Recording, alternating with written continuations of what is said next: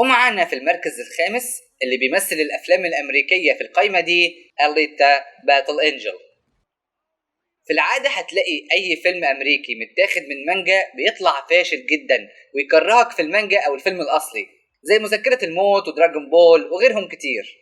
بس الفيلم ده استثناء، بحيث إنه في 10 أيام بس عمل قرب 156 مليون دولار، وبقى ضمن أكتر 10 أفلام ربحا في 2019.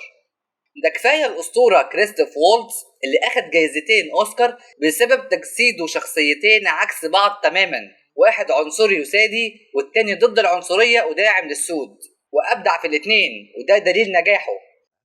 والفيلم متاخد من الأنمي اللي عرض في 1993 على حلقتين بس.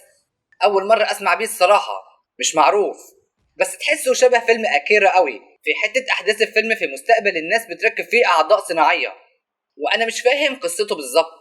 هو الدكتور العبقري ده هيصنع البنت الآلة دي بس بدماغ بشري له ذكريات، وهي ليها دور علشان تغير في العالم ده، بس انا مش عارف هو ايه. وهتتعرف على شاب وتتعلق قوي بالمسابقة الغريبة دي، وفي جهات هتطاردها وحوارات كتيرة مش هفهمها غير لما اتفرج عليه. بس احد اهم الاحداث في الفيلم ده اللي هي المسابقة التنافسية دي ما شفتهاش في الانمي. هل الجزء ده ارتجال من الامريكان ولا موجود في الانمي وانا ما شفتهوش؟ اصله تقريبا اهم حدث واكتر حاجة تشد الواحد في الفيلم، جنب طبعا اجواء الفيلم والمدينة اللي هم فيها واللي تقريبا سفينة فضائية العملاقة دي، وغيرها من الحاجات اللي خلت الفيلم يستحق وجوده في القائمة. وهتلاقي أليتا فيها حاجة غريبة، تحس انها ثلاثية الابعاد مش انسانة، او تحس انها مرسومة مش حقيقية. يعني لو جيت تشوفها وهي بتتكلم مع شخصية تانية هتحس انها مختلفة. مش عارف اوصفها ازاي، بس اكيد واخدين بالكم، ولا انا بقى اللي تيألي؟